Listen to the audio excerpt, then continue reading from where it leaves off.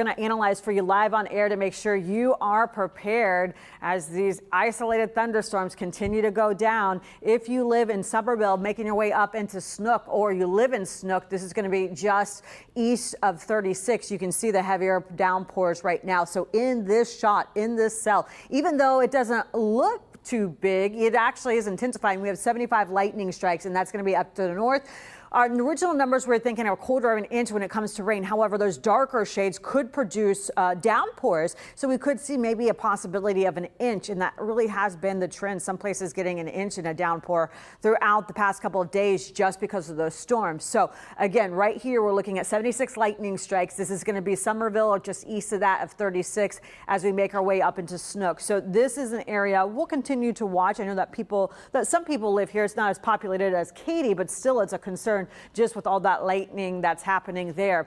Then we're going to continue to watch. I think it's really going to be those coastal showers as they come in and out of the Galveston area. If it's not hitting Galveston yet, I think it's going to be that 4 o'clock. You're going to start to see that potential for thunderstorms. And let's look at this little cluster right here and see what's happening there. So maybe you're hearing this thunderstorm happening right outside your house, or those downpours, or at least that potential. And this is going to be just north of Liverpool. So between Liverpool and Hillcrest, almost into Alvin, you can see the thunderstorm coming down right now.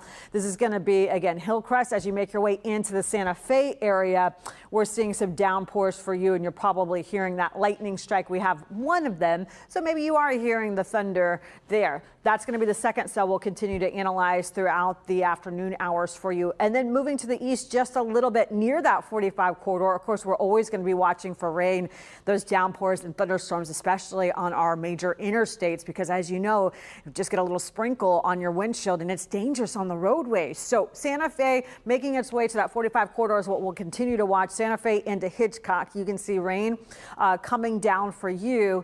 And then right here, it's going to be all about Galveston. We showed you a live look from our team probably 40 minutes ago, and I'm telling you, it was like a bright sunny sky, but now it's definitely building. So there we go. Let me pop into here because this looks like, ooh, this could be a little tricky. So if you're taking Virginia Point, so this is 45 for context, Virginia Point into Broadway Street, you're seeing those downpours right now. So traffic could be slow. Again, this is going to be 45 Virginia Point as you make your way into Broadway, and then all the way down to the Cove into Stewart Road. You're getting that rain right now as we speak. So it's not as heavy, but you got to think about it like this. Yesterday, some places just east of this shot actually got 4 to 6 inches within the past 12 hours. So that means that soil is saturated, and we've had a lot of actually showers from the coast. So when the soil is saturated, it means that the soil, it can't hold any more water, and that's when we have a concern for flooding. So even though the downpours aren't looking too crazy right now, those thunderstorms, it doesn't mean it's not an issue. It could still be an issue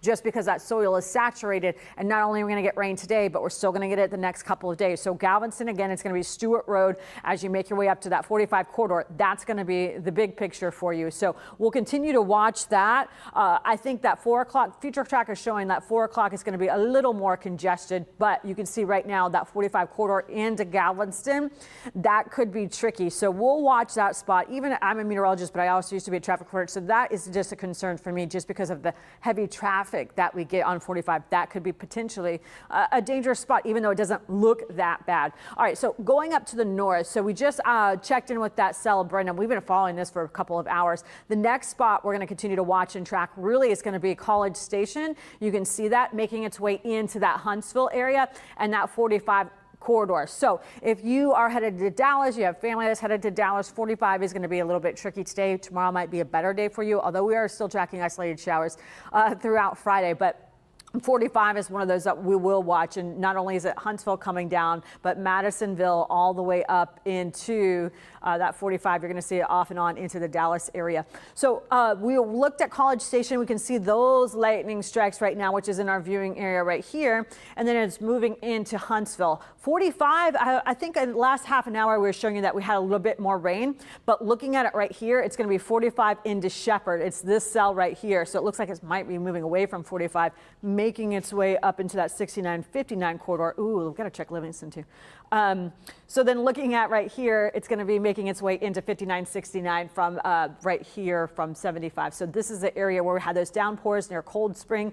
And it really, for me, when I look at this, I think it's more about making it to the interstate or not. Will it make it there? That's going to slow down traffic. All right, let's look at this one really quickly too, because this is a concern, because not only is it near 59-69, but Livingston is just an area that has been hit hard the past couple of days in the last storm system that we had. So with that, again, what I'm watching for is just that saturated soil. Will we have the possibility of flooding? And of course, what's happening right now as we speak. So again, it's going to be 59-69.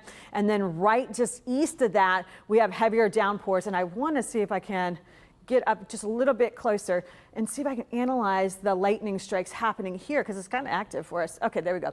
So this is going to be Oakdale Drive. If you live near Oakdale Drive, this is also going to be Barrett Road. I think you're getting it hit hard right now. Again, look at that lightning right there, and then those downpours. And again, original numbers were 1/4 of an inch. However, it's going to be those darker shades that can produce heavier rain, and you can see that right here. So Oakdale Drive, Barrett Road, you're definitely hearing it. 59-69 corridor near New Willard, and then making its way to the east. That's pretty active for us right now. So then we're going to go ahead and pop out really quickly. So again, it's those northern areas we'll watch. We'll continue to watch those coastal showers too. That 45 corridor, just again, a meteorologist and a traffic reporter, that's a concern as you make your way into Galveston, and then some more showers near Lake Jackson. So that's a live look at everything that's happening now for the most part. Now let's take a look at future track and see what's going to be coming our way as we plan that evening commute home. Of course, it's been just exhausting almost just looking at all these storms and trying to get through that traffic. So here's a live look right here at that future track, just showing you those coastal storms pretty much on par with what we have at Storm Tracker 2. So that gives me good faith of what's going to happen at 4 o'clock. And that's really going to be those coastal showers in Galveston, Lake Jackson, and then to the east of it. So between Lake Jackson and Port Arthur, that coastal community, that's the area I'm talking about that got 4 to 6 inches in the past 24 hours. So this is already saturated soil. Down into Lake Jackson, we'll watch a couple of cells near El Campo into Sugar Land, and some spottier showers near College Station at that 4 o'clock hour. Looking at 5 o'clock, right there at the heart of rush hour, as folks try to make their way home, you can see it's going to be Sugar Land into Lake Jackson, that cluster I'll watch. And then you can see, again, it's going to be that I-10, so San Antonio folks, or Katy folks, Katy into Columbus, that I-10 corridor we'll watch to see if any thunderstorms develop here, or if we have heavier downpours in the heart of rush hour. As you know, that can cause issues. And at 6 o'clock, it looks like it's intensifying a little bit. So I've even put in my social media notes, if you follow me on Instagram, that we will have widespread showers on the west side, Interstate 10, Columbus into Katy, and that's what it's showing at that 6 o'clock hour too. And then more just showers just south of I-10. This is the area I'm going to look for thunderstorms, and then Liberty area too, with all the lightning we have right now just east of that. That could pick up at 6 o'clock.